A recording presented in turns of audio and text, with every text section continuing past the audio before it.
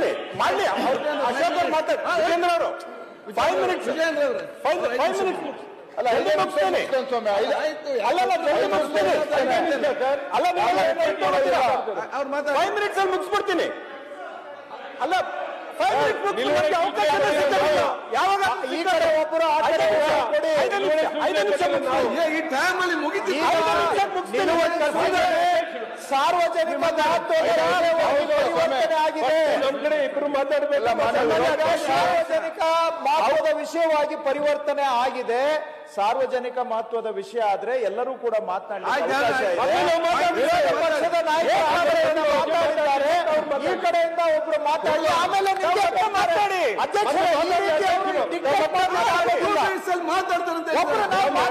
ಹಾಗಾದ್ರೆ ನೀವು ಮಾತಾಡಬೇಕು ಧನ್ಯವಾದಗಳು ಸನ್ಮಾನ್ಯ ಅಧ್ಯಕ್ಷರೇ ಈಗ ವಕ್ಫ್ ಇಶ್ಯೂ ಇಟ್ಕೊಂಡು ಸನ್ಮಾನ್ಯ ವಿರೋಧ ಪಕ್ಷದ ನಾಯಕರು 3 ಗಂಟೆಗಳ ಕಾಲ ಮಾತನಾಡಿ ಬಹಳ ವಿಸ್ತಾರವಾಗಿ ಒಂದೊಂದು ಎಕರೆ ಜಮೀನು ಎಲ್ಲೆಲ್ಲಿ ಯಾವ ಪ್ರಕರಣ ಏನಾಗಿದೆ ಅಂತ ಎಲ್ಲ ಹೇಳ್ಕೊಂಡು ಬಂದಿದ್ದಾರೆ ಆದ್ರೆ ಸನ್ಮಾನ್ಯ ಅಧ್ಯಕ್ಷರೇ ವಕ್ಫ್ ಎಷ್ಟು ಸೀರಿಯಸ್ ಇಶ್ಯೂ ಆಗಿದೆ ಈ ಇಶ್ಯೂವಿನ ಜನರ ಮೇಲೆ ಏನ್ ಪರಿಣಾಮ ಇದು ಗಾತ್ರ ಎಷ್ಟಾಗಿದೆ ಅಂತ ಆದ್ರೂ ಕೂಡ ನಾವು ಅರ್ಥ ಮಾಡ್ಕೋಬೇಕು ನಮ್ಮ ವಿರೋಧ ಪಕ್ಷದ ನಾಯಕರು ಮಾತನಾಡಿದ್ರು ಅವ್ರ ಪಕ್ಷದ ಒಂದು ದೊಡ್ಡ ಇಶ್ಯೂ ವಕ್ಫ್ ಅಂತ ಹೇಳಿ ಅವ್ರ ಪಕ್ಷದಲ್ಲಿ 3 ತಂಡದ ನಾಯಕರು ಜನರ ಹತ್ರ ಹೋಗ್ತಾ ಇದ್ದಾರೆ ಜನರಿಗೆ ಭೇಟಿ ಮಾಡ್ತಾ ಇದ್ದಾರೆ ವಕ್ಫ್ ಬಗ್ಗೆ ಏನೋ ಒಂದು ಮಾಹಿತಿ ಕೊಡ್ತಾ ಇದ್ದಾರೆ ಅಫಿಷಿಯಲ್ ಬಿಜೆಪಿಯಿಂದನೂ ಮಾಹಿತಿ ಕೊಡ್ತಾ ಇದ್ದಾರೆ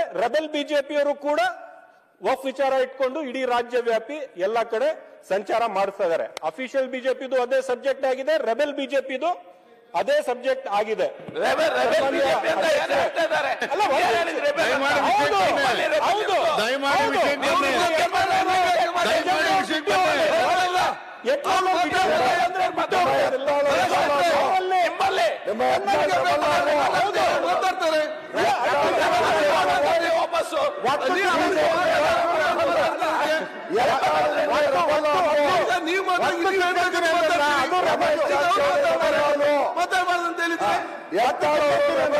ರಮೇಶ್ ಜಾರಕಿಹೊಳಿ ರೆಬಲ್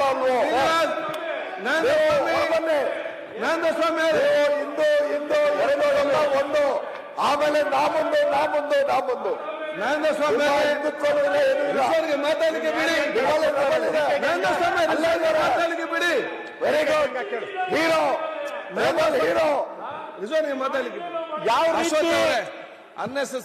ರೀತಿ ಭಾರತೀಯ ಜನತಾ ಪಕ್ಷದ ನಾಯಕರು ಸದನದ ಒಳಗಡೆ ಒಂದ್ ಸೆಕೆಂಡ್ ನಾನು ಎಲ್ಲ ಸದಸ್ಯ ಮತ್ತೊಮ್ಮೆ ಹೇಳ್ತೇನೆ ನೋಡಿ ಒಂದು 5 ನಿಮಿಷ 3 ನಿಮಿಷ ಮಾತಾಡಿ ಮತ್ತೆ ನೀವೆಲ್ಲ ನೀವೆಲ್ಲ ಅರ್ಥ ಮಾಡಿಕೊಳ್ಳಿ ಅವರು ಮಾತಾಡುವಾಗ ಅವ್ರಿಗೆ ಏನ್ ಬೇಕಾದ್ರೂ ಮಾತಾಡ್ಲಿಕ್ಕೆ ಈ ಅಸೆಂಬ್ಲಿ ಒಳಗಡೆ ಅವ್ರಿಗೆ privilege no one can question any authority question ಮಾಡ್ಲಿಕ್ಕಿಲ್ಲ ನೀವು ಮಾತಾಡೋ ಕೂಡ ನೀವೇನೇ ಮಾತಾಡೋ ಕೂಡ ಯಾವುದೇ ಕೋರ್ಟ್ ಏನಿರ್ಲಿ ಇಲ್ಲ ನಾನು ಕೇಳಿ ಅದಕ್ಕಾಗಿ ಎಲ್ಲ ಕೂಡ ಸಕಾರಾತ್ಮಕವಾಗಿರುವಂತದ್ದು ಯಾರು ಕೂಡ ಅಫೆಂಡ್ ಆಗದ ರೀತಿಯಲ್ಲಿ ಜನರಿಗೆ ಪ್ರಯೋಜನ ಆಗುವಂತ ವಿಚಾರ ಅನ್ನೋದು ಇಬ್ರು ಕಡೆ ಚರ್ಚೆ ಮಾಡಿ ಸರ್ ಈಗ ನಮ್ಮ ಸರ್ ದಯವಿಟ್ಟು ಬಾಸ್ 5 ನಿಮಿಷ ಮಾತಾಡಿ ವಕ್ಫ್ ಈಗ ಸದನದ ಒಳಗಡೆ ಮತ್ತೆ ಸದನದ ಹೊರಗಡೆ ಯಾವ ರೀತಿ ನಮ್ಮ ಭಾರತೀಯ ಜನತಾ ಪಕ್ಷದ ನಾಯಕರು ಮಾತನಾಡ್ತಾ ಇದ್ದಾರೆ ಅಂದ್ರೆ ಇದು ವಕ್ಫ್ ವರ್ಸಸ್ ರೈತರ ಇಶ್ಯೂ ಇದು ವಕ್ಫ್ ವರ್ಸಸ್ ಹಿಂದೂಗಳ ಇಶ್ಯೂ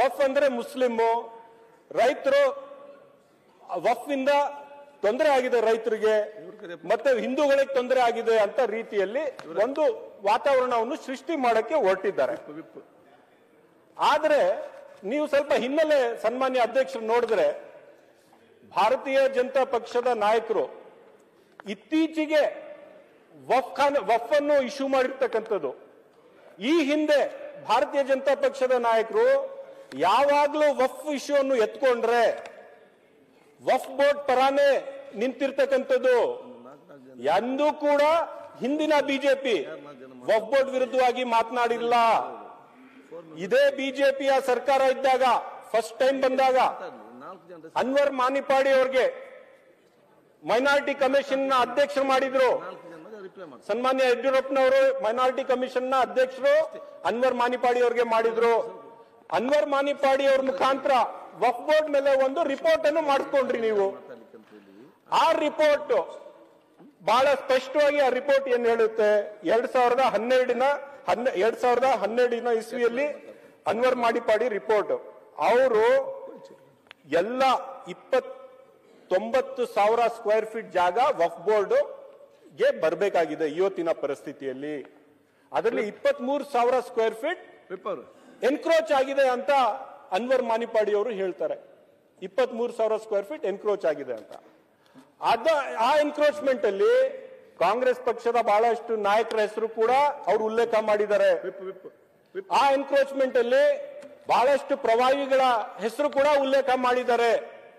ಆ ರಿಪೋರ್ಟ್ ಅನ್ನು ಇಟ್ಕೊಂಡು ನಮ್ಮ ಭಾರತೀಯ ಜನತಾ ಪಕ್ಷದ ಎಲ್ಲಾ ಸ್ನೇಹಿತರು ಸುಮಾರು 7-8 ವರ್ಷ ಹೋರಾಟ ಮಾಡಿದ್ದಾರೆ. ಸನ್ಮಾನ್ಯ ಅಧ್ಯಕ್ಷರೇ, ಇದೇ ರೀತಿ ಬೇರೆ ಬೇರೆ ಸದನಗಳಲ್ಲಿ ಅನ್ವರ್ ಮಾನಿಪಾಡಿ ರಿಪೋರ್ಟ್ ಒಪ್ಕೊಳ್ಳಿ, ಅನ್ವರ್ ಮಾನಿಪಾಡಿ ರಿಪೋರ್ಟ್ ಬಹಿರಂಗ ಆಗ್ಬೇಕು, ಅನ್ವರ್ ಮಾನಿಪಾಡಿ ರಿಪೋರ್ಟ್ ಮೇಲೆ ಚರ್ಚೆ ಆಗ್ಬೇಕು, ವಕ್ಫ್ ಬೋರ್ಡಿನ ಆಸ್ತಿ ಏನಾಗಿದೆಯಲ್ಲ ಆ ಆಸ್ತಿ ಬಹಳಷ್ಟು ಪ್ರಭಾವಿ ನಾಯಕರು ಹೊಡ್ಕೊಂಡಿದ್ದಾರೆ, ಅದ್ರ ಬಗ್ಗೆ ಚರ್ಚೆ ಆಗ್ಬೇಕು, ಆಸ್ತಿ ಬಿಡಿಸ್ಕೊಡ್ಬೇಕು ಅಂತ ಇದೇ ಬಿಜೆಪಿಯವರು ಹೋರಾಟ ಮಾಡಿರ್ತಕ್ಕಂಥದ್ದು ನಾವೆಲ್ಲ ನೋಡಿಲ್ವಾ? ನಾವು ಅಪ್ರಿಶಿಯೇಟ್ ಮಾಡ್ತೀವಿ, ನೀವು ಏನ್ ಒಳ್ಳೇದ್ ಮಾಡಿದಿರಿ ಅದಕ್ಕೆ ಅಪ್ರಿಶಿಯೇಟ್ ಮಾಡ್ತೀವಿ. ಆದ್ರೆ ಇವತ್ತು ಯೂಟರ್ನ್ ತಗೊಂಡಿದ್ದೀರಿ. ನೀವು ಕುಮಾರ್ ಬಂಗಾರಪ್ಪನವರು ಹಿಂದುಳಿದ ವರ್ಗ ಮತ್ತೆ ಅಲ್ಪಸಂಖ್ಯಾತರ ಕಲ್ಯಾಣ ಒಂದ್ ನಿಮಿಷ ಹೇಳ್ದಾಗ ಮಾನ್ಯ ಸಭಾಧ್ಯಕ್ಷರೇ, ಟೈಮ್ ಹೋಗ್ತದೆ.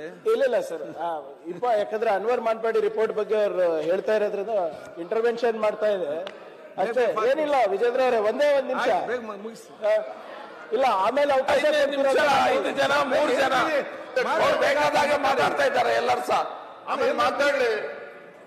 ಸೊ ಕುಮಾರ್ ಬಂಗಾರಪ್ಪನವರು ಬಿಜೆಪಿಯ ನಾಯಕರು, ಅವ್ರು ಶಾಸಕರಾಗಿದ್ದಾಗ ಹಿಂದುಳಿದ ವರ್ಗ ಮತ್ತೆ ಅಲ್ಪಸಂಖ್ಯಾತರ ಕಲ್ಯಾಣ ಸಮಿತಿಯ ಅಧ್ಯಕ್ಷರಾಗಿದ್ರು. ಸನ್ಮಾನ್ಯ ಅಧ್ಯಕ್ಷರೇ, ಅವರು ರೆಕಮೆಂಡೇಶನ್ ಅನ್ನು ಮಾಡಿದ್ದಾರೆ. ಇಲ್ಲೇ ಇದೆ ರಿಪೋರ್ಟ್ ನಮ್ಮ ಹತ್ರ.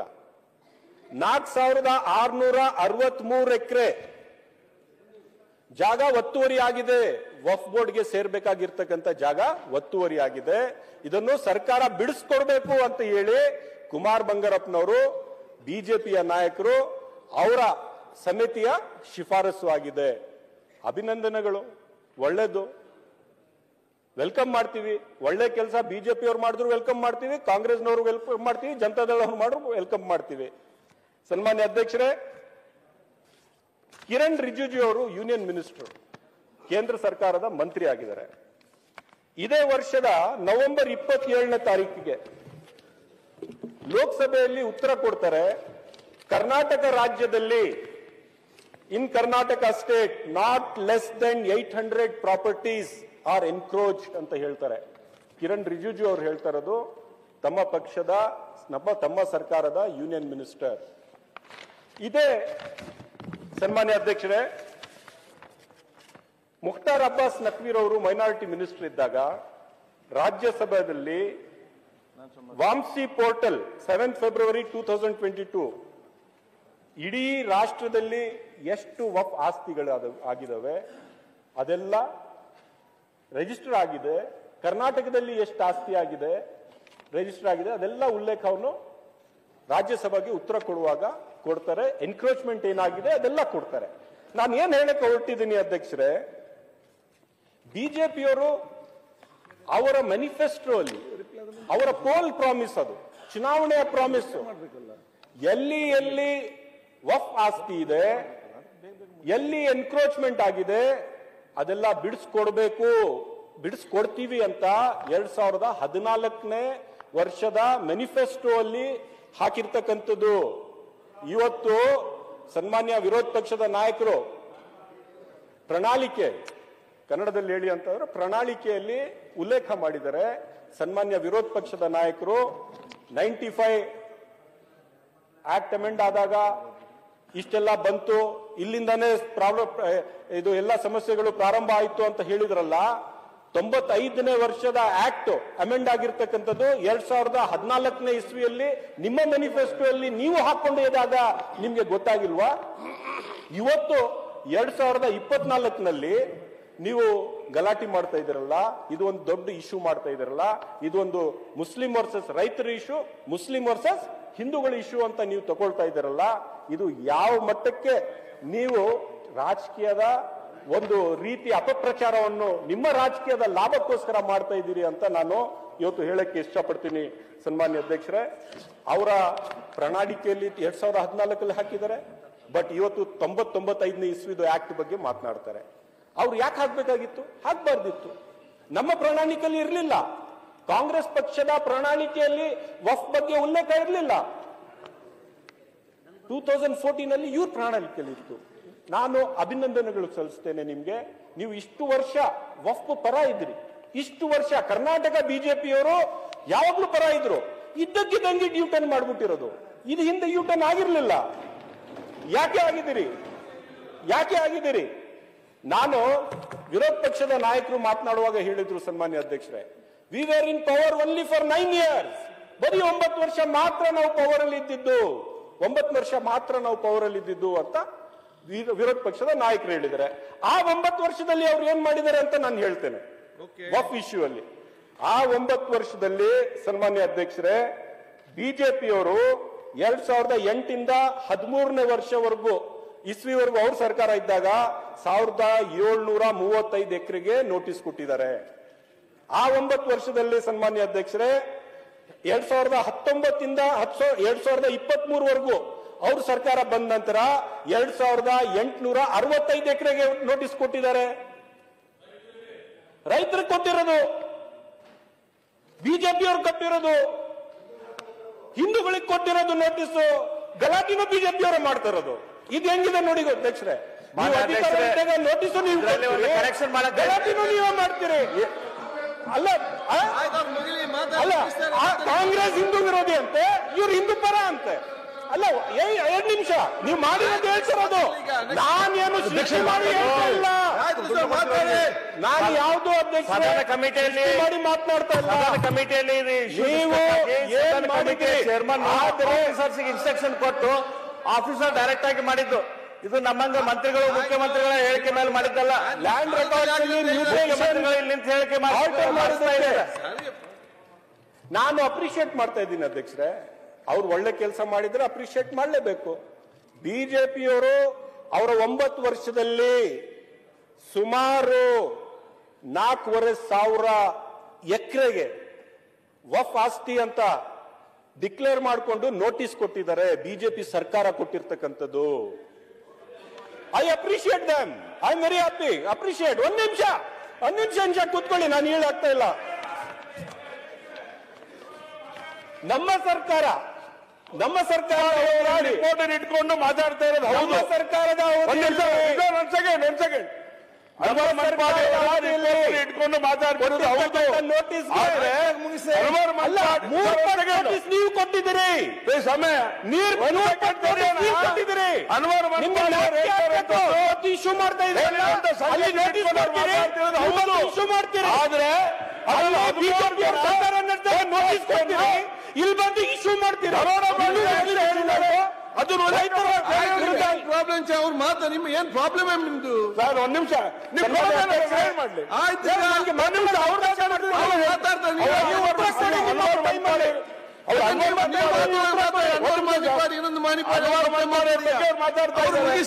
ಅವರ ವರದಿಯನ್ನು ಉಳಿಸ್ಕೊಟ್ಟಿದ್ದಾರೆ. ಆಯ್ತು, ನೀವು ಮಾತಾಡುವಾಗ ಮಾತಾಡಿ, ಅವಕಾಶ ಕೊಡೋಣ. ನಿಮ್ಮ ವಿಪತ್ರ ಹೇಳಿ ಅವಕಾಶ ಕೊಡ್ತಾರೆ, ವಿಪತ್ರ ಹೇಳಿ ಅವಕಾಶ, ವಿಪ್ಪಿಗೆ ಕೊಡಿ, ಅವ್ರು ಅವಕಾಶ ನೀಡು ಮಾಡಿ ಮಾತಾಡಿ. ಯಾಕಂದ್ರೆ ಸಮಾಜಕ್ಕೆ ತಪ್ಪು ಸಂದೇಶ ಹೋಗ್ಬಾರ್ದು. ಇಲ್ಲಿಂದ ಯಾರು ಮಾಡಿ ಇಲ್ಲಿಯ ವಿಪ್ಪು ಕೊಟ್ಟಿದ್ದಾರೆ, ಅಲ್ಲಿಂದ ಇಡೀ ದೇಶದಲ್ಲಿ ಕೊಟ್ಟಿದ್ದಾರೆ ಸರ್. ಇಲ್ಲ ವಿಪ್ ಮುಖಾಂತರ, ನಿಮ್ಮ ವಿಪ್ ಮುಖಾಂತರ ಬರ್ಲಿ ನೋಡಿ. ನೀವು ಸರಿಯಾಗಿ ಕಲೀರಿ, ಮತ್ತೆ ನನ್ಗೆ ಹೇಳಿ, ನಿಮ್ಗೆ ಏನ್ ಗೊತ್ತಿದೆ ಅಲ್ಲಿ ಕಾನೂನು ಕೂತ್ಕೊಂಡು. ನೀವಲ್ಲಿ ನಿಮ್ಮ ಪಾರ್ಟಿಯಿಂದ ಯಾರು ಮಾತಾಡ್ಬೇಕಂತೇಳಿ ನಿಮ್ಮ ನಾಯಕರು ತೀರ್ಮಾನ ಮಾಡಿ ವಿಪ್ ಮುಖಾಂತರ ಬರ್ಬೇಕು. ಶಿವಮೊಗ್ಗ ಭಾಷಣ ಮಾಡಿದಾಗೆಲ್ಲ ಇಲ್ಲಿ ನೀವು ಕಾನೂನು ನಾವು ಕೇಳಿ ಮಾತಾಡಿ. ನಾನು ಒಂದೇ ಬಾರಿ ಎದ್ದು ನಿಂತ್ಕೊಂಡು ಯಾರಿಗೂ ಡಿಸ್ಟರ್ಬ್ ಮಾಡಿಲ್ಲ ಅಂತ ಮಾತಾಡುವಾಗ ದಯವಿಟ್ಟು ಸನ್ಮಾನ್ಯ ಅಧ್ಯಕ್ಷರೇ ನೀವು ಕಂಟಿನ್ಯೂ ಮಾಡಿ. ಯಾಕಂದ್ರೆ ಸಮಾಜಕ್ಕೆ ಒಂದು ತಪ್ಪು ಸಂದೇಶ ಹೋಗ್ತಾ ಇದೆ ಇಡೀ ರಾಷ್ಟ್ರದಲ್ಲಿ. ಅಲ್ಲ ನಾನು ಜಲ್ದಿ ಮುಗಿಸ್ತೇನೆ. ನಮ್ಮ ಸಮುದಾಯ ಅಧ್ಯಕ್ಷರೇ ಬಹಳ ನೋವಿಂದ ಹೇಳ್ಕೊತಾ ಇದ್ದೇನೆ, ನಮ್ಮ ಸಮುದಾಯ ಈಗಾಗಲೇ ಬಹಳ ಕಷ್ಟದಲ್ಲಿದೆ. ಮುಸ್ಲಿಂ ಸಮುದಾಯ ಈಗಾಗಲೇ ಬಹಳ ಕಷ್ಟದಲ್ಲಿದೆ. ಇವ್ರು ಏನು ಮುಸ್ಲಿಂ ವರ್ಸಸ್ ರೈತರು, ಮುಸ್ಲಿಂ ವರ್ಸಸ್ ಹಿಂದೂ ಅಂತ ಇಶ್ಯೂ ಮಾಡ್ಬಿಟ್ರೆ ನನ್ನ ಸಮುದಾಯದ ಬಡಪಾಯಿಗಳು ಬೀದಿಯಲ್ಲಿ ವ್ಯಾಪಾರ ಮಾಡೋರಿಗೆ ತೊಂದರೆ ಆಗೋಗುತ್ತೆ, ಕಷ್ಟ ಆಗೋಗುತ್ತೆ. ನಾನು ಇಷ್ಟೇ ಹೇಳಕ್ ಇಚ್ಛೆ ಪಡ್ತೀನಿ ಸನ್ಮಾನ್ಯ ಅಧ್ಯಕ್ಷರೇ, ಇದು ಹಿಂದೂ ಮುಸ್ಲಿಂ ಇಶ್ಯೂನಾ? ಇವರು ರೈತರ ಬಗ್ಗೆ ಮಾತನಾಡಿದರೆ ಇಡೀ ರಾಜ್ಯದಲ್ಲಿ ಟೋಟಲ್ ಉಳುಮೆ ಆಗ್ತಾ ಇರ್ತಕ್ಕಂಥ ಜಮೀನಿನ ಗಾತ್ರ ಏನು ಅಂತ ನಾನು ಇವತ್ತು ಹೇಳಕ್ ಇಚ್ಛೆ ಪಡ್ತೀನಿ. 1,23,100 ಸ್ಕ್ವೇರ್ ಕಿಲೋಮೀಟರ್ ಜಾಗ ಅಂದ್ರೆ 1,20,46 ಹೆಕ್ಟರ್ ಜಾಗ. ಎಕರ್ಸ್ ಅಲ್ಲಿ ಹೇಳ್ಬೇಕಾದ್ರೆ 3,41,00,000 ಹೆಕ್ಟರ್ ಇವತ್ತು ಉಳುಮೆ ಆಗ್ತಾ ಇದೆ. ಎಷ್ಟು? 3,41,00,000 ಹೆಕ್ಟರ್ ಉಳುಮೆ ಆಗ್ತಾ ಇರ್ತಕ್ಕಂಥದ್ದು ನಮ್ಮ ರಾಜ್ಯದಲ್ಲಿ. ರೈತರು ಉಳುಮೆ ಮಾಡ್ತಾ ಇರ್ತಕ್ಕಂಥದ್ದು. ಆದ್ರೆ ವಕ್ಫಿನ ವಿವಾದ ಎಷ್ಟಿದೆ ಅಧ್ಯಕ್ಷರೇ? 3 ಕೋಟಿ, ಒಂದ್ ಕಡೆ 3,41,00,000 ಎಕರೆ ಉಳುಮೆ ಆಗ್ತಾ ಇದೆ. ಇಡೀ ವಕ್ಫಿನ ಜಾಗನೇ, ಇಡೀ ವಕ್ಫಿನ ವಿವಾದ ರಹಿತ ಹಿಂದೆ ಇರ್ತಕ್ಕಂಥದ್ದು 1,22,000 ಎಕರೆ ಮಾತ್ರ. ಅಂದ್ರೆ ಅದು 3 ಕೋಟಿ. ಮತ್ತೆ ನೀವು ಮಾತಾಡಿ. ಅಲ್ಲ, ಒಂದು ಕಡೆ ರಹೀಂ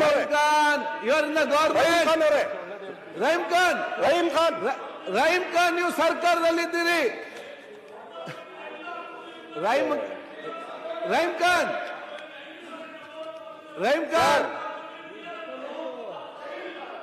ಮಿನಿಸ್ಟರ್ ಅವರೇ, ಯುವರ್ ಇನ್ ದ ಗವರ್ಮೆಂಟ್, ನಿಮ್ಮ ಮತ್ತೆ ಉತ್ತರ ಕೊಡಿ ನೀವು. ಆಯ್ತಲ್ಲ, ರಿಸೋರ್ಟ್ ಮಾತಾಡ್ತಿದ್ದಾರೆ, ನೀವು ಯಾಕೆ ಈ ರೀತಿ ಮಾತಾಡ್ತೀರಿ? ನೀವು ಸರ್ಕಾರದಲ್ಲಿದ್ದೀರಲ್ಲ. ಸನ್ಮಾನ್ಯ ಅಧ್ಯಕ್ಷರೇ, ನಾನ್ ಬರೀ ಕಲ್ಟಿವೇಬಲ್ ಲ್ಯಾಂಡ್ ಬಗ್ಗೆ ಮಾತಾಡ್ತಾ ಇರೋದು. ಇಡೀ ರಾಜ್ಯದಲ್ಲಿ ಎಷ್ಟು ಟೋಟಲ್ ಲ್ಯಾಂಡ್ ಇದೆ ಅಂತ ಸನ್ಮಾನ್ಯ ಕಂದಾಯ ಸಚಿವರು ಹೇಳಲಿ. ಕಲ್ಟಿವೇಟಲ್ ಲ್ಯಾಂಡ್ ಉಳುಮೆ ಆಗ್ತಾ ಇರ್ತಕ್ಕಂಥ ಜಮೀನು 3,41,00,000 ಎಕರೆ. ಅದರಲ್ಲಿ ಇಡೀ ವಫ್ನ ಜಾಗ, ಅದು ಟೋಟಲ್ ಕಲ್ಟಿವೇಬಲ್ ಅಲ್ಲ, ಉಳುಮೆ ಆಗ್ತಾ ಇರೋದಲ್ಲ. ಇಡೀ ವಫ್ನ ಜಾಗ 1,22,000 ಕೋಟಿ ಹಿಂದೆ ಇದ್ದಿದ್ದು, 1,22,000 ಎಕರೆ ಹಿಂದೆ ಇದ್ದಿದ್ದು. 0.3% ಆಫ್ ಕಲ್ಟಿಬಲ್ ಲ್ಯಾಂಡ್ ಇಲ್ಲ. 0.3% ಆಫ್ ಕಲ್ಟಿವೇಬಲ್ ಲ್ಯಾಂಡ್ ಕೂಡ ವಕ್ಫ್ದು ಇಲ್ಲ. ಅದರಲ್ಲೂ ಸಾಮಾನ್ಯ ಅಧ್ಯಕ್ಷರೇ 84,000 ಎಕರೆ ಬೇರೆ ಬೇರೆ ಲ್ಯಾಂಡ್ ರಿಫಾರ್ಮ್ ಆಕ್ಟ್ ಅಲ್ಲಿ ಆಲ್ರೆಡಿ ವಕ್ಫ್ ಕಳ್ಕೊಂಡಿದೆ, ಬಿಟ್ಬಿಟ್ಟಿದೆ, ಹೋಗ್ಬಿಟ್ಟಿದೆ. ಯಾರ್ಯಾರು ಉಳುವವರಿದ್ರು ಅವರೇ ಒಡೆಯರು ಅಂತ ಹೇಳಿ ಸರ್ಕಾರ ಇನಾಮ್ ರದ್ದತಿ ಆಕ್ಟ್ ಆಗಿರ್ಬೋದು, ಲ್ಯಾಂಡ್ ರಿಫಾರ್ಮ್ಸ್ ಆಕ್ಟ್ ಆಗಿರ್ಬೋದು, ಅದ್ರ ಮುಖಾಂತರ 84,000 ಎಕರೆ ವಕ್ಫಿನ ಜಾಗ ರೈತರಿಗೆ ಸೇರಿತ್ತು. ಅದರಲ್ಲಿ ಯಾವ ತಕರಾರು ಕೂಡ ವಕ್ಫ್ ಬೋರ್ಡು ಮಾಡ್ತಾ ಇಲ್ಲ, ಯಾವ ಸರ್ಕಾರವೂ ಮಾಡ್ತಾ ಇಲ್ಲ, ನಾವು ಮಾಡ್ತಾ ಇಲ್ಲ. ನಮ್ಮ ಸಮುದಾಯಕ್ಕೆ ಒಳ್ಳೇದಾಗ್ಲಿ ಅಂತ ನಮ್ಮ ಪೂರ್ವಜಿಕರು ದಾನ ಮಾಡಿ ಹೋಗಿರ್ತಕ್ಕಂಥ ಜಮೀನು. ಆದ್ರೂ ದೇಶದ ರೈತರು ನಮ್ಮ ಸಮುದಾಯದವರು, ದೇಶದ ಹಿಂದೂ ಸಹೋದರರು, ನಾವೆಲ್ಲ ಒಂದು ಕುಟುಂಬ ಅಂತ ಹೇಳಿ ಎಲ್ಲರೂ ಸೇರಿ ಬಾಳೋಣ ಅಂತ ಹೇಳಿ ಅದೆಲ್ಲ ಬಿಟ್ಬಿಟ್ಟಿದೀವಿ. ಆದ್ರೂ HD ಕುಮಾರಸ್ವಾಮಿ ಅವರು, ಇವರ ಪಕ್ಷದ ಒಬ್ಬ ಅಲಯನ್ಸ್ ಪಾರ್ಟ್ನರ್ ಇವರು, ಅವರು ಮುಖ್ಯಮಂತ್ರಿ ಇದ್ದಾಗ ಲಾ ಡಿಪಾರ್ಟ್ಮೆಂಟ್ ಅವ್ರ ಸರ್ಕಾರ ಒಂದು ಹೊರಗೆ ಮಾಡ್ತಿರ್ತಕ್ಕಂಥ ರಿಪೋರ್ಟ್ ಅಲ್ಲಿ ಏನಿದೆ, ಇನಾಮ್ ಆಕ್ಟ್ ಅಪ್ಲೈಕಬಲ್ ಆಗಲ್ಲ ವಫ್ಗೆ ಅಂತ ಅವರೇ ಕೊಟ್ಟಿದ್ದಾರೆ. ಅದಕ್ಕೂ ನಾವು ಹೋಗ್ತಾ ಇಲ್ಲ, ಅದಕ್ಕೂ ನಾವು ಟಚ್ ಮಾಡ್ತಾ ಇಲ್ಲ. ಸನ್ಮಾನ್ಯ ಅಧ್ಯಕ್ಷರೇ, ಇಲ್ಲಿ ಏನಾಗಿದೆ ಅಂದ್ರೆ ವಫ್ಗೆ ಉಳ್ಕೊಂಡಿರೋದು 29,000 ಎಕರೆ ಮಾತ್ರ. ಅದರಲ್ಲೂ ಕೂಡ ವಿವಾದದಲ್ಲಿ ಇರ್ತಕ್ಕಂಥದ್ದು ಸನ್ಮಾನ್ಯ ಅಧ್ಯಕ್ಷರೇ, ಬೇರೆ ಬೇರೆ ಕೋರ್ಟ್ ಅಲ್ಲಿ ಕ್ಲೇಮ್ಸ್ ಅಲ್ಲಿ ಇರ್ತಕ್ಕಂಥದ್ದು, ಡಿಸ್ಪ್ಯೂಟ್ ಅಲ್ಲಿ ಇರ್ತಕ್ಕಂಥದ್ದು 16,000 to 17,000 ಎಕರೆ ಮಾತ್ರ. ಸನ್ಮಾನ್ಯ ಅಧ್ಯಕ್ಷರೇ, ಅದರಲ್ಲೂ ಕೂಡ ರೈತರಿಗೆ ಸಂಬಂಧಪಟ್ಟ ಜಮೀನು ಇರ್ತಕ್ಕಂಥದ್ದು 4,660 ಎಕರೆಯಲ್ಲಿ ಮಾತ್ರ ಕ್ಲೇಮ್ ಇರ್ತಕ್ಕಂಥದ್ದು. ಅದರಲ್ಲೂ ಇನಾಮ್ ಆಕ್ಟ್ ಅಲ್ಲಿ ಸೇರಿದ್ರೆ, ಅದರಲ್ಲೂ ಲ್ಯಾಂಡ್ ರಿಫಾರ್ಮ್ಸ್ ಆಕ್ಟ್ ಅಲ್ಲಿ ಅವ್ರಿಗೆ ಸೇರಿದ್ರೆ ಪ್ರಶ್ನೆ ಬರೋದಿಲ್ಲ. ಆದ್ರೆ ಎಲ್ಲಿ ಕ್ಲೇಮ್ ಇದೆ, 4,660 ಎಕರೆ ಮಾತ್ರ. ಸನ್ಮಾನ್ಯ ಅಧ್ಯಕ್ಷರೇ, ಇದು ಯಾವ ವಿವಾದ ಬಗೆಹರಿಸಕ್ಕೆ ಸಾಧ್ಯ ಇಲ್ಲ ಅಂತ ಇಲ್ಲ. ಸನ್ಮಾನ್ಯ ಅಧ್ಯಕ್ಷರೇ, ಈ ವಿವಾದ ನಮ್ಮ ಸರ್ಕಾರ ಬೇಕಾದ್ರೆ ಅಪೋಸಿಷನ್ ಅವ್ರ ಜೊತೆ ಕೂತ್ಕೊಂಡ್ರೆ ಈ ವಿವಾದ ಕೂಡ ರೈತರಿಗೆ ಅನ್ಯಾಯ ಆಗದೆ ಇದ್ದಂಗೆ ನಾವು ಬಗೆಹರಿಸಬಹುದು. ವಫ್ಗೂ ಅನ್ಯಾಯ ಆಗ್ಬಾರ್ದು, ರೈತರಿಗೂ ಅನ್ಯಾಯ ಆಗ್ಬಾರ್ದು. ಆ ರೀತಿಯಲ್ಲಿ ನಾವು ಬಗೆಹರಿಸಬಹುದು ಸನ್ಮಾನ್ಯ ಅಧ್ಯಕ್ಷರೇ. ಆದ್ರೆ 60% ವಿವಾದದಲ್ಲಿ ಇರ್ತಕ್ಕಂಥ ಜಾಗ 60% ಕಮರ್ಷಿಯಲ್ ಎಕ್ಸ್ಪ್ಲಾಯ್ಟೇಷನ್ ಆಗ್ತಾ ಇದೆ. ಎನ್ಕ್ರೋಚರ್ಸ್ ಜಾಗವನ್ನು ಹಿಡ್ಕೊಂಡು ಲಕ್ಷಾಂತರ ರೂಪಾಯಿ ಆದಾಯವನ್ನು ಮಾಡ್ಕೋತಾ ಇದ್ದಾರೆ, ಲಕ್ಷಾಂತರ ರೂಪಾಯಿ ಸಂಪಾದನೆ ಮಾಡ್ಕೋತಾ ಇದ್ದಾರೆ. ಅಂತದ್ದು 60%, ಈ 17,000 ಎಕರೆಯಲ್ಲಿ 60% ಜಾಗ ರೈತರಿಗೆ ಸೇರಿಲ್ಲ. ರೈತರು ಕಷ್ಟಪಟ್ಟು ಏನು ಉಳುಮೆ ಮಾಡ್ತಾ ಇಲ್ಲ, ಅಲ್ಲಿ ಯಾರೋ ಎನ್ಕರೇಜ್ ಮಾಡಿಕೊಂಡು ಮಜಾ ಮಾಡ್ತಾ ಇದ್ದಾರೆ. ಅಂತ ಜಾಗ ಹೌದು, ಅಲ್ಲಿ ಅಂತ ಜಾಗ ನಾವು ವಾಪಸ್ ಪಡ್ಕೋಬಾರ್ದ? ಎನ್ಕ್ರೋಚರ್ಸ್ಗೆ ತೆಗಿಬಾರ್ದ? ಅವ್ರಿಗೆ ಬಿಟ್ಬಿಡ್ಬೇಕಾ? ಆ ಎನ್ಕ್ರೋಚರ್ಸ್ ಅಲ್ಲಿ 90% ಮುಸ್ಲಿಂ ಸಮುದಾಯಕ್ಕೆ ಸೇರಿರ್ತಕ್ಕಂಥವ್ರು. ಈ ಹಿಂದೂ ಮುಸ್ಲಿಂ ಇಶ್ಯೂನ ಇದು ಯಾವ ಕಾರಣಕ್ಕೂ ಹಿಂದೂ ಮುಸ್ಲಿಂ ಇಶ್ಯೂ ಇಲ್ಲ, ಯಾವ ಕಾರಣಕ್ಕೂ ರೈತರ ವಿರುದ್ಧ ಇಶ್ಯೂ ಇಲ್ಲ. 3,41,00,000 ಎಕರೆಯಲ್ಲಿ ವಿವಾದ ಇರ್ತಕ್ಕಂಥದ್ದು 4,660 ಎಕರೆ. ಎಷ್ಟು ಪರ್ಸೆಂಟ್ ಆಯ್ತು? 0.1% ಇಲ್ಲ, 0.1% ಇಲ್ಲ. ಅದಕ್ಕೆ ಇಡೀ ರಾಜ್ಯದಲ್ಲಿ ಒಂದು ತಂಡ ವಿಜೇಂದ್ರ ಅವರ ಲೀಡರ್ಶಿಪ್ ಅಲ್ಲಿ, ಒಂದು ತಂಡ ನಮ್ಮ ಯತ್ನಾಳ್ ಅವರ ಲೀಡರ್ಶಿಪ್ ಅಲ್ಲಿ ಏನು ಹೋಗಿದೆ ಹೋಗೋದು, ಮುಸಲ್ಮಾನರ ವಿರುದ್ಧ ಭಾಷಣ ಮಾಡೋದು, ಒಂದು ವಾತಾವರಣ ಸೃಷ್ಟಿ ಮಾಡೋದು. ಅಲ್ಲ, ನಿಮ್ಮ ನೀವು ಇಟ್ಕೊಳ್ಳಿ, ಮುಸಲ್ಮಾನರನ್ನ ಯಾಕೆ ಬಲಿ ಮಾಡ್ತಾ ಇದ್ದೀರಿ ಇದರಲ್ಲಿ? ಅಲ್ಲ, ಇಟ್ ಇಸ್ ಅ ಪಾಯಿಂಟ್ ಅಧ್ಯಕ್ಷರೇ. ನಮ್ಮ ಸಮುದಾಯದ ಪರಿಸ್ಥಿತಿ ಏನಿದೆ ಅಂತ ನಾನು ಹೇಳ್ತಾ ಇದ್ದೀನಿ. ಇವರ ರಾಜಕಾರಣ ನಮ್ಮನ್ನು ಬಲಿ ಹಾಕಿದ್ರೆ ನಾವು ಸುಮ್ಮನೆ ಇರಕ್ಕಾಗುತ್ತಾ? ಸನ್ಮಾನ್ಯ ಅಧ್ಯಕ್ಷರೇ, ಇವತ್ತು ಸನ್ಮಾನ್ಯ ವಿರೋಧ ಪಕ್ಷದ ಫಿನಿಶ್ ಮಾಡಬೇಕು.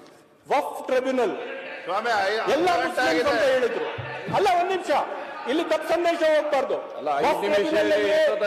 ಯಾರು ತೀರ್ಮಾನ ಮಾಡೋರು, ಜಡ್ಜಸ್, ಅವ್ರು ಮುಸ್ಲಿಂ ಸಮುದಾಯಕ್ಕೆ ಮಾತ್ರ ಸೇರಿದವರ? ಜಡ್ಜ್ಮೆಂಟ್ ಕೊಡೋರು ಮುಸ್ಲಿಂ ಸಮುದಾಯಕ್ಕೆ ಮಾತ್ರ ಸೇರಿದವರ? ಎಲ್ಲ ಜಾತಿ, ಎಲ್ಲ ಧರ್ಮದವರು ಯಾರ್ಯಾರು ನಾಮಿನೇಟ್ ಆಗಿದ್ದಾರೆ ಅವ್ರು ವಫ್ವಿನ ಅದಾಲತ್ ನಡೆಸ್ತಾರೆ, ಅವ್ರು ತೀರ್ಮಾನ ಮಾಡ್ತಾರೆ. ಇಲ್ಲಿಂದ ತಪ್ಪು ಸಂದೇಶ ಹೋಗಿದೆ. ವಫ್ ಟ್ರಿಬ್ಯುನಲ್ ಒಂದ್ಸತಿ ಕೇಸ್ ಸೋತ್ಬಿಟ್ರೆ ಎಲ್ಲಿ ಹೋಗಕ್ಕಾಗಲ್ಲ ಅಂತ ಸನ್ಮಾನ್ಯ ವಿರೋಧ ಪಕ್ಷದ ನಾಯಕರು ಹೇಳಿದ್ರು. ಯಾಕೆ ದಾರಿ ತಪ್ಪಿಸ್ತಾ ಇದ್ದೀರಿ? ವಫ್ ಟ್ರಿಬ್ಯುನಲ್ ಅಲ್ಲಿ ನೀವು ಸೋತೋದ್ರೆ ಹೈಕೋರ್ಟ್ ಅಪೀಲ್ ಮಾಡ್ತಕ್ಕಂತ ಎಲ್ಲಾ ಅವಕಾಶಗಳು ನಿಮ್ಗಿದೆ, ನಮ್ಗಿದೆ, ಎಲ್ಲರಿಗೂ ಇದೆ. ಇಲ್ಲಿಂದ ಏನ್ ಸಂದೇಶ ಕಳಿಸಿದಿರಿ? ಇಲ್ಲಿಂದ ಸಂದೇಶ ಏನ್ ಕಳಿಸಿದಿರಿ ಅಂದ್ರೆ ಅದೇನು ಡ್ರಕೋನಿಯನ್ ಲಾ, ಅದೇನ್ ಚೇಂಜೇ ಆಗೋದಿಲ್ಲ. 95ನೇ ವರ್ಷದಲ್ಲಿ ಕಾಂಗ್ರೆಸ್ ಪಕ್ಷ ಸರ್ಕಾರ ನಡೆಸುವಾಗ ತುಷ್ಟೀಕರಣ ಮಾಡೋದಕ್ಕೆ ಇಂಥದ್ದು ಕಾನೂನು ಮಾಡಿದ್ರಿ ಅಂತ ಹೇಳಿದ್ರಿ. 95 ಇಸ್ವಿಯಲ್ಲಿ ಮಾಡಿರ್ತಕ್ಕಂಥ ಕಾನೂನನ್ನು 2014ನೇ ಇಸ್ವಿಯಲ್ಲಿ ನಿಮ್ಮ ಪ್ರಣಾಳಿಕೆಯಲ್ಲಿ ನಾವು ಅದನ್ನು ಮಾಡಿ ತೋರಿಸ್ತೀವಿ ಅಂತ ಹಾಕೊಂಡಿರೋದು ನೀವು, ಅದನ್ನು ಬೆಂಬಲ ಸೂಚಿಸತಕ್ಕಂಥದ್ದು ನೀವು, ಕಾಂಗ್ರೆಸ್ನವ್ರು ಹಾಕೊಂಡಿದ್ರ ನಮ್ಮ ಪ್ರಣಾಳಿಕೆಯಲ್ಲಿ. ಸನ್ಮಾನ್ಯ ಅಧ್ಯಕ್ಷರೇ, once a Waqf always a Waqf ಅಂತ ಜಡ್ಜ್ಮೆಂಟ್ ಬಗ್ಗೆ ಉಲ್ಲೇಖ ಮಾಡಿದ್ರು ಸನ್ಮಾನ್ಯ ಅಶೋಕ್ ಅವರು. 1998 ಸೈಯದ್ ಅಲಿ ವರ್ಸಸ್ ಆಂಧ್ರ ಪ್ರದೇಶ್ ವಫ್ ಬೋರ್ಡ್ ಪ್ರಕರಣ ಇದು. Once a Waqf always a Waqf ಅಂತ ಒಂದಲ್ಲ ಸನ್ಮಾನ್ಯ ಅಧ್ಯಕ್ಷರೇ, ಎಷ್ಟು ಬೇರೆ ಬೇರೆ ಬೇರೆ ಸಂದರ್ಭದಲ್ಲಿ ಬೇರೆ ಬೇರೆ ಜಡ್ಜ್ಮೆಂಟ್ಸು ಕೂಡ ಬಂದಿದೆ. ವಫ್ ಬೋರ್ಡ್ ಪರವಾಗಿ ಬಂದಿದೆ. ನಾನು ಏನಕ್ಕೆ ಹೇಳಕ್ಕೆ ಇಚ್ಛೆ ಪಡ್ತೀನಿ, ನಾನು ಎಲ್ಲರಿಗೂ ಏನ್ ಕೇಳ್ಕೊಳ್ಳಕ್ಕೆ ಇಚ್ಛೆ ಪಡ್ತೀನಿ ಅಂದ್ರೆ, ಇವತ್ತಿನ ಸಂದರ್ಭದಲ್ಲಿ ನೀವು ಎಲ್ಲರೂ ಸೇರಿ ಸಮಾಜವನ್ನು ಒಗ್ಗೂಡಿಸ್ಬೇಕು, ಸಮಾಜಕ್ಕೆ ಸರಿಯಾದ ಒಂದು ಸಂದೇಶ ಕಳಿಸ್ಬೇಕು, ಮಾಹಿತಿ ಕೊಡಬೇಕು. ಇವತ್ತಿನ ಸಂದರ್ಭದಲ್ಲಿ ನಮ್ಮ ರಾಜ್ಯಕ್ಕೆ ಕಾಡ್ತಾ ಇರ್ತಕ್ಕಂಥ ಹಲವಾರು ಇಶ್ಯೂಸ್ ಇದಾವೆ. ಇಲ್ಲೇ ಆರೋಗ್ಯ ಸಚಿವರು ಇದ್ದಾರೆ, 5 ಬಾಣಂತರು ಮಹಿಳೆಯರು ಸಾವನ್ನಪ್ಪಿ ಅಲ್ಲಿ ಒಂದು ದೊಡ್ಡ ಇಶ್ಯೂ ಆಗಿದೆ ಬಳ್ಳಾರಿಯಲ್ಲಿ. ಇವತ್ತವರೆಗೂ ನಮ್ಮ ಬಿಜೆಪಿಯ ಸ್ನೇಹಿತರು ಅದ್ರ ಬಗ್ಗೆ ಮಾತನಾಡಿಲ್ಲ, ಇಶ್ಯೂನ ತಗೊಂಡು ಬಂದಿಲ್ಲ. ಆರೋಗ್ಯ ಸಚಿವರು ಇವತ್ತು ಎದ್ದು ನಿಂತ್ಕೊಂಡು ಹೇಳ್ತಾ ಇದ್ರು ಆ ಇಶ್ಯೂ ಬಗ್ಗೆ ಚರ್ಚೆ ಮಾಡೋಣ ಅಂತ. ಸ್ವತಃ ದಿನೇಶ್ ಗುಂಡೂರಾವ್ ಅವ್ರು ಕೇಳ್ಕೊತಾ ಇದ್ದಾರೆ, ಅವ್ರು ಚರ್ಚೆಗೆ ಬರಕ್ ರೆಡಿ ಇಲ್ಲ. ರೈತರ ಸಮಸ್ಯೆ ಇದೆ, ಉತ್ತರ ಕರ್ನಾಟಕದ ಜನರ ಸಮಸ್ಯೆಗಳಿದಾವೆ, ಉತ್ತರ ಕರ್ನಾಟಕದ ರೈತರ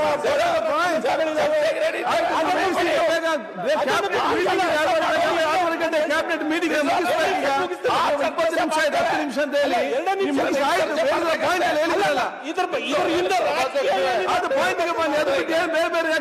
ಇದರಿಂದ ರಾಜಕೀಯ ಇಲ್ಲ, ಮುಗಿಸ್ತೇನೆ, ಒಂದೇ ನಿಮಿಷಕ್ಕೆ ಮುಗಿಸ್ತೇನೆ. ಪಾಯಿಂಟ್ ಇರಬೇಡಿ. ಅಲ್ಲ, ನಾನು ಏನ್ ಹೇಳಕ್ಕೆ ಇಚ್ಛೆ ಪಡ್ತಾ ಇದ್ದೀನಿ ಅಂದ್ರೆ, ಯಾವ ರೀತಿಯಲ್ಲಿ ಈ ಇಶ್ಯೂನ್ನು ಇಟ್ಕೊಂಡು ವ್ಯಾಪಕವಾಗಿ ಸದನ ಹೊರಗಡೆ ಕೂಡ, ಒಳಗಡೆ ಮಾತನಾಡ್ತಾ ಇದ್ದೀರಿ ಓಕೆ, ಹೊರಗಡೆ ಕೂಡ ಜಾತ್ರೆಗಳು ನೀವು ತಗೊಂಡು, ರ್ಯಾಲಿಗಳು ತಗೊಂಡು, ಮುಸಲ್ಮಾನ್ ಸಮುದಾಯದ ವಿರುದ್ಧವಾಗಿ ನೀವು ಏನ್ ಭಾಷಣಗಳು ಮಾಡ್ತಾ ಇದ್ದೀರಿ. ಯಾಕಂದ್ರೆ ಈಗ ಮೈನಾರಿಟಿ ಮಿನಿಸ್ಟ್ರು ಈಗ ಮಾತನಾಡಿದ್ರು, ವಫ್ ಮಿನಿಸ್ಟರ್ ಜಮೀರ್ ಅಹಮದ್ ಖಾನ್ ಅವರು, ಬಿಜೆಪಿಯವರಿನ ಪ್ರಕರಣ ಮಾನ್ಯ ಅಧ್ಯಕ್ಷರೇ, 11 ಎಕರೆ ಸಂಬಂಧಪಟ್ಟ ಪ್ರಕರಣಕ್ಕೆ ಯತ್ನಾಳ್ ಅವರು 1200 ಎಕರೆ ಬಗ್ಗೆ ಎಕರೆ ಪ್ರಕರಣ ಅಂತ ಹೇಳ್ಬಿಟ್ರು. ಜನರಲ್ಲಿ ಆತಂಕ ಸೃಷ್ಟಿ ಮಾಡ್ಬಿಟ್ರು. ಅಲ್ಲ, ಒಂದ್ ನಿಮಿಷ, ಅಲ್ಲಿ ಇರ್ತಕ್ಕಂಥದ್ದು ಅವ್ರಿಗೆ ನೋಟಿಸ್ ಕೊಟ್ಟಿದ್ರು ವಫ್ ಅದಾಲತ್ ನಡೆಯುವಾಗ, ಅವ್ರು ಹೋಗಿಲ್ಲ. ಯಾಕೆ ಹೋಗಿಲ್ಲ? ಅಲ್ಲೇ ಹೋಗಿ ಫೈಟ್ ಮಾಡಬೇಕಾಗಿತ್ತು. ಅನ್ಯಾಯ ಆಗಿದ್ರೆ ರೈತರ ಪರವಾಗಿ ಆ ವಫ್ ಅದಾಲತ್ನಲ್ಲಿ ಅವರೊಬ್ಬ ಶಾಸಕರಾಗಿ ಅಲ್ಲಿ ಯಾಕೆ ಮಾತನಾಡಿಲ್ಲ?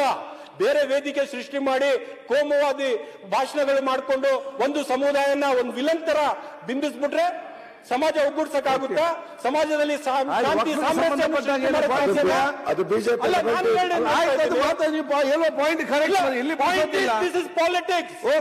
ಬಿಜೆಪಿಯ ಕರ್ನಾಟಕ ಮಾಡೆಲ್ ಏನಿತ್ತು, ವಫ್ ಪರ ಇತ್ತು. ಯಾವಾಗ ಕೇಂದ್ರ ಸರ್ಕಾರದಲ್ಲಿ ಆಯ್ತು, ಇವರು ಯೂಟರ್ನ್ ಮಾಡಿದ್ರು. ಇವರು ಕೇಂದ್ರದ ಬಿಜೆಪಿಯ ನಾಯಕರಿಗೆ ಮನವರಿಕೆ ಮಾಡ್ಕೋಬೇಕಾಗಿತ್ತು. ಇಲ್ಲ, ಇಷ್ಟು ದಿವಸ ಕರ್ನಾಟಕ ಬಿಜೆಪಿ ಬಂದಿದೆ. ರೈತರಿಗೆ ಶಾಸ್ತಿ ಮಾಡಿರೋದು ನಾವು ಬಿಜೆಪಿನೇ ಕಮಿಟಿ ಮಾಡಿರ್ದು. ಕರ್ನಾಟಕ ಬಿಜೆಪಿಯಿಂದಾನೇ ರೈತ ವಫ್ ಪರ ಹೋರಾಟ ಆಗಿದ್ದು ಇಷ್ಟು ದಿವಸ. ಅಲ್ಲಿಂದ ಒಂದೇ